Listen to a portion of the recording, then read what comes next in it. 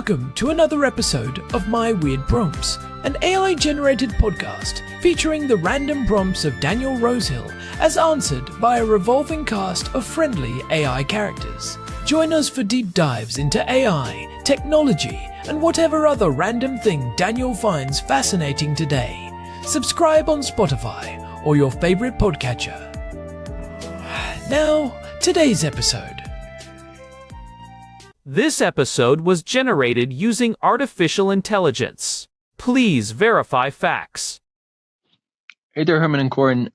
So the motto of this podcast is boundless curiosity. Well, we actually don't have an official motto yet, but I think that will be our motto. In fact, Herman and Corn, I suggest that we meet up tomorrow around the coffee table after a few cups of coffee. And you know the new whiteboard that I got? It's perfect for brainstorming. So we'll have a proper My Word Prompts branding session then. But until then, that is what the podcast is about.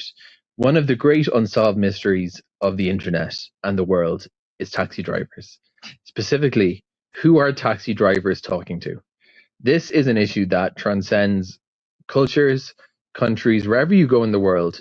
And if you take a taxi, there's a good chance you will find that your taxi driver is engaged in, for most of the conversation, in what appears to be a lively conversation with somebody else. Now, various internet theories have been proposed to explain this phenomenon. Who are the taxi drivers talking to? Because it seems to be a constant thing. And if you take a long taxi drive, long taxi journey, you'll notice that they have like a revolving cast of characters who they speak to. And it's perplexing. The theory I read was that maybe all the taxi drivers like know one another and they have each other's numbers and they're all driving taxis, so they just kind of call one another. But what is the explanation, Herman and Corn? Who are the taxi drivers talking to? Hey everyone, welcome back to My Weird Prompts. I am Corn, and I am joined as always by my brother, the man who probably knows more about the internal workings of a taxi dispatch system than any sane person should. Herman Poppleberry at your service. And you are not wrong, Corn. I have actually spent an embarrassing amount of time researching the logistics of urban transport. But today's topic, which our housemate Daniel sent over in a voice note this morning, is one of those things that is so universal it is almost invisible until you point it out. It really is. Daniel was asking about the great unsolved mystery of the modern world. Who are taxi drivers talking to? You know the scene.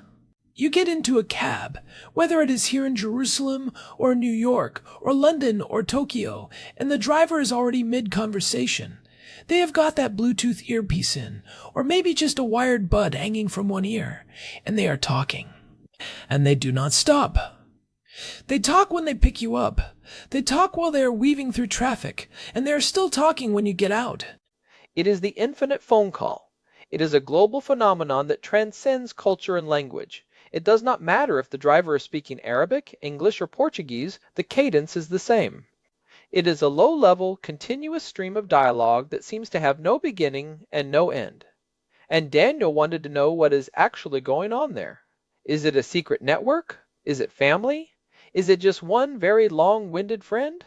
I think most people assume it is just a social thing, right? Like, if you were driving for 12 hours a day, you would want to talk to your friends too. But when you look at the sheer consistency of it, it starts to feel like something more functional. It is almost like a secondary layer of the city's infrastructure that we, as passengers, are just eavesdropping on. That is a great way to put it. It is a shadow infrastructure. And while there is definitely a social component, there is a lot of technical and professional utility behind those calls. If you look at the history of the trade, before mobile phones were everywhere, taxi drivers had CB radios. They were always talking to a central dispatcher, but they were also talking to each other.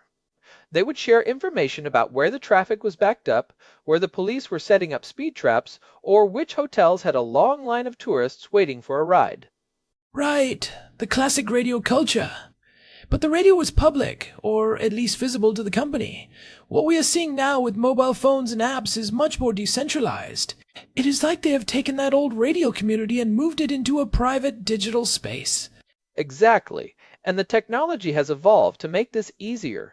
Most drivers these days are not just on a standard one-to-one phone call. A lot of them are using voice over Internet Protocol apps, or VOIP. One of the popular ones in the industry is an app called Zello. Have you heard of it? I have seen the name, but I am not exactly sure how it differs from something like WhatsApp or a regular call. So, Zello is essentially a walkie-talkie app. It mimics the push-to-talk functionality of an old-school radio, but over a cellular data network. It allows drivers to join channels with hundreds or even thousands of other drivers. So, when you hear a driver speaking, they might be talking to one person, or they might be broadcasting to a group of 50 other drivers in the same neighborhood. Zello is a popular choice for this because it works even on low-bandwidth connections. That explains the revolving cast of characters Daniel mentioned in his prompt. Sometimes they are listening, sometimes they are responding to something specific, and sometimes they are just part of the general chatter. It is a live, crowdsourced map of the city's heartbeat. It really is. And think about the why behind it. Driving a taxi is an incredibly isolating job. You are in a small metal box for 10 to 12 hours a day. Even though you have passengers, those interactions are fleeting and often purely transactional. The phone call is a tether to a community. It is a way to stay sane. Sociological research has explored occupational communities among taxi drivers and found that these continuous calls serve as a virtual break room. Since they do not have an office where they can gather around a water cooler, the phone call is the water cooler. That makes a lot of sense. It is a psychological safety net. But I wonder about the safety aspect in a more literal sense. We have talked before, I think it was back in an early episode, about the gold standard of uptime for systems. For a taxi driver, their uptime is their shift. If they get into trouble, or if a passenger becomes aggressive, having someone on the other end of a line is a massive security feature. Oh, absolutely. That is a huge part of it that passengers often do not consider. If a driver feels like a situation might go south, having a live open line to a group of peers is a deterrent. They are essentially saying, I am not alone here. There are 20 people listening to this interaction right now. Many drivers use informal code words on these channels to signal for help without alerting the passenger. It is a decentralized security force. It is essentially social monitoring in real time. So it is a mix of a social club, a real-time traffic app, and a security system. But what about the family aspect? I have heard many drivers who are clearly talking to their spouses or children. In a lot of countries, taxi driving is a job taken by immigrants who might be working long hours to send money home or to build a life for their families. You hit on a really important point there. For many immigrant drivers, those calls are a vital link to their home culture and their family. If you are working the night shift in a city where you do not feel fully integrated, hearing the voice of your mother or your brother back home is a powerful grounding force. It is not just about passing the time, it is about maintaining an identity outside of the car. They often use apps like Viber or IMO, which are massive in South Asia and parts of Africa, because they handle international data roaming so efficiently. I remember reading something about how these calls also help with information arbitrage. Like, if one driver finds out there is a massive flight delay at the airport, they can blast that out to their network. Suddenly, 20 drivers know not to waste their time heading to the terminal. It is a way of optimizing their earnings in a very competitive gig economy. And that is where it gets really interesting when you compare it to the algorithmic dispatching of apps like Uber or Lyft. The algorithm is trying to optimize the whole system from the top down. But the drivers, through these phone calls, are trying to optimize their own experience from the bottom up. They are sharing the hacks that the algorithm might not account for. Like, hey, don't take the bridge, there is a construction crew that just started. Or, the street fair on Fifth Avenue is causing a mess, stay away. It is a fascinating conflict, actually. You have the high-tech, data-driven optimization of the app versus the high-touch, human-driven optimization of the phone call network. And I suspect the humans are often faster at identifying real-time anomalies than the software is. I would bet on the humans every time for those hyperlocal details. But let's talk about the etiquette of it, because this is where the friction comes in for passengers. Daniel mentioned that it feels like a lively conversation that the passenger is just a ghost in. In some cultures, this is seen as unprofessional. In others, it is just the background noise of the city. Yeah, I have definitely had rides where I felt like I was intruding on a private conversation. It is a weird social dynamic. You are paying for a service, and there is an expectation of a certain level of focus, or at least a customer service persona. But when the driver is on the phone, that persona disappears. You are just a cargo that happens to be a person. It is a shift from service industry to utility industry. If you view the taxi as a utility, like a bus or a train, you do not expect the driver to entertain you. But taxis have always sat in that middle ground. However, with the rise of hands-free technology, the barrier to entry for these calls has dropped to zero. You do not even have to hold the phone anymore. It is just there. That brings up a technical point. Bluetooth technology has come a long way. Remember when a Bluetooth headset was this big clunky thing that blinked blue every 3 seconds? Now, in 2026, they are tiny, almost invisible. Some drivers even use bone conduction headphones, so they can hear the call and the ambient noise of the road at the same time. Bone conduction is a game changer for professional drivers. For those who do not know, it vibrates the bones in your skull to send sound to your inner ear, leaving your ear canals open. It is much safer because you can still hear sirens, horns, and the passenger if they need to say something. It is the ultimate multitasking tool. Brands like Shocks are widely used by drivers globally. But even with bone conduction, there is the cognitive load issue.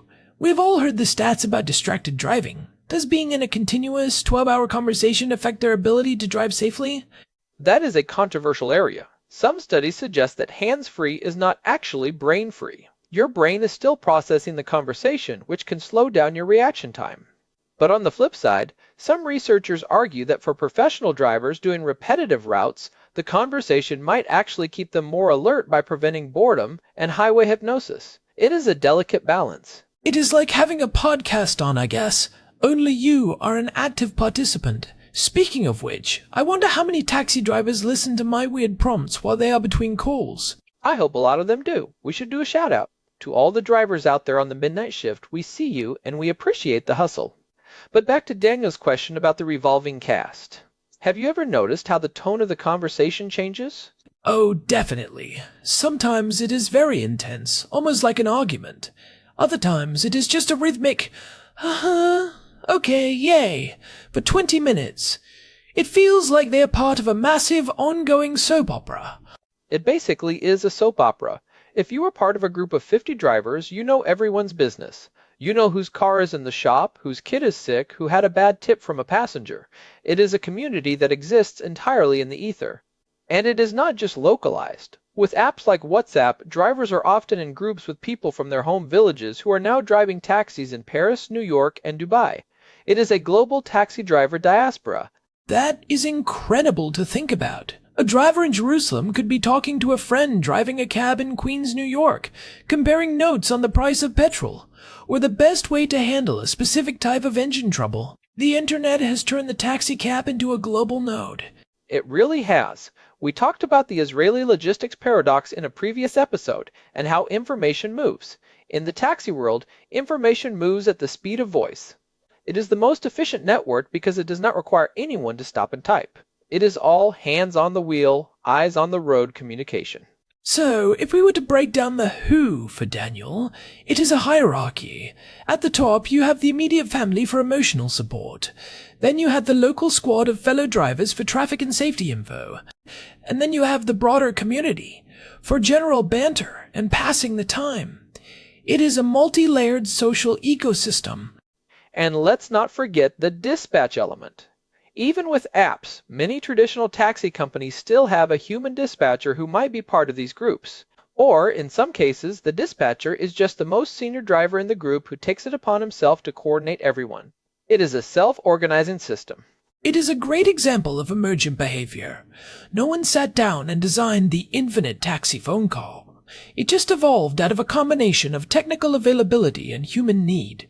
The need for connection, the need for information, and the need for safety. Exactly. And I think there is a takeaway here for all of us, not just taxi drivers. We often talk about how technology isolates us, but for this specific group of workers, technology has done the exact opposite.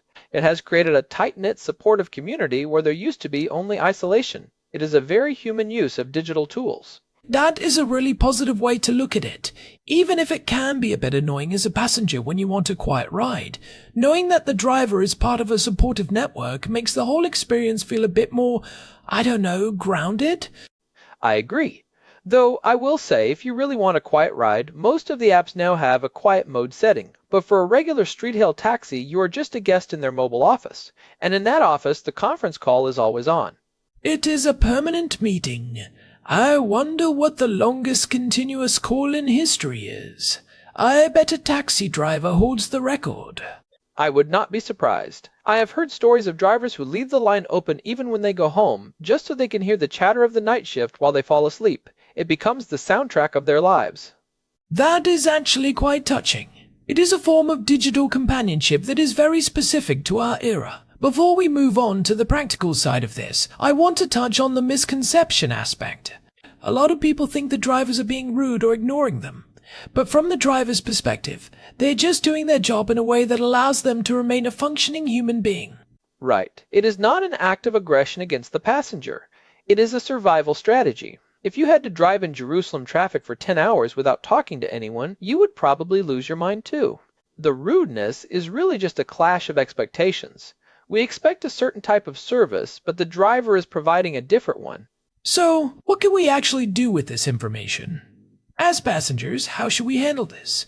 Well, the first takeaway is empathy.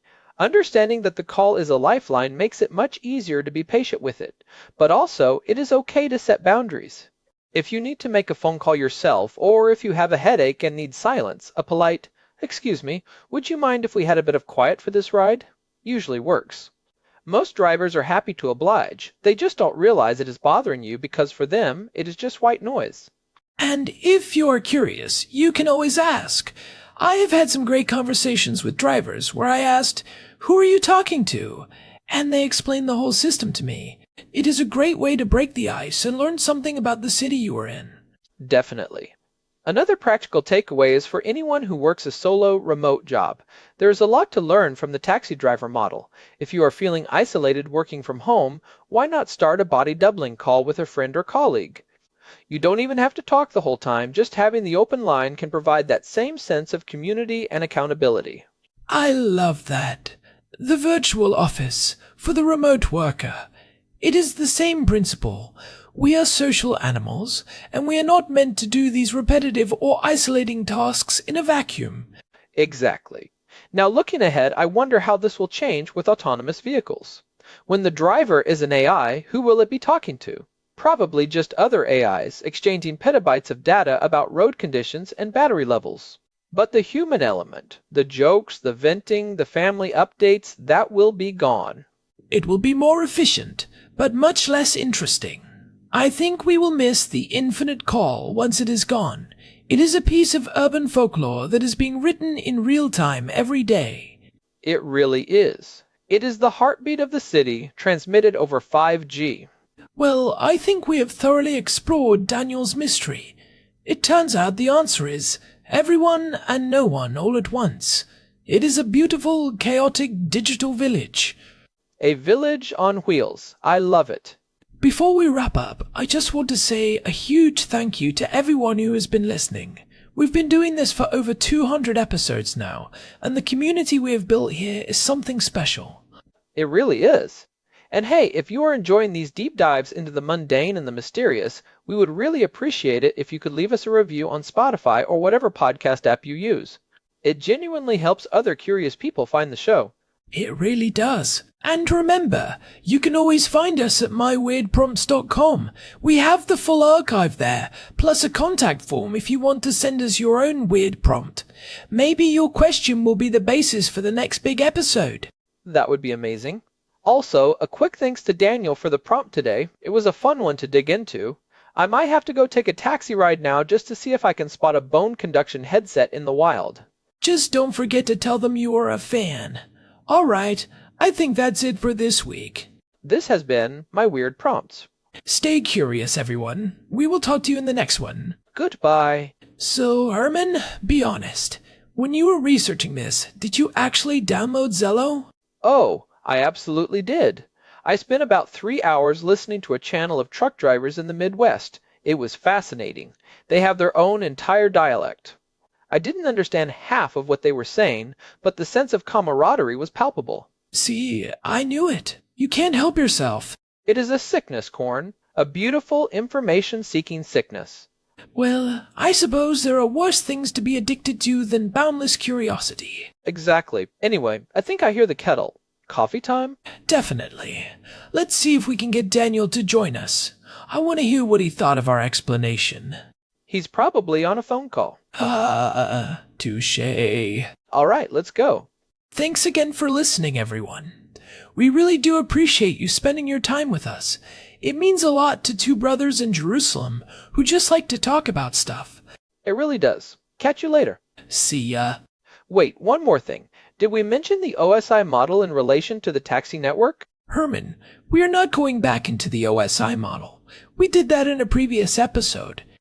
But it is a perfect analogy. The physical layer is the road. The data link layer is the... Oh, no. Coffee, now. Fine, but I'm bringing it up at the coffee table. I'm sure Daniel will love that. He will. He's a man of science. He's a man who wants to drink his coffee in peace, Herman. We'll see about that.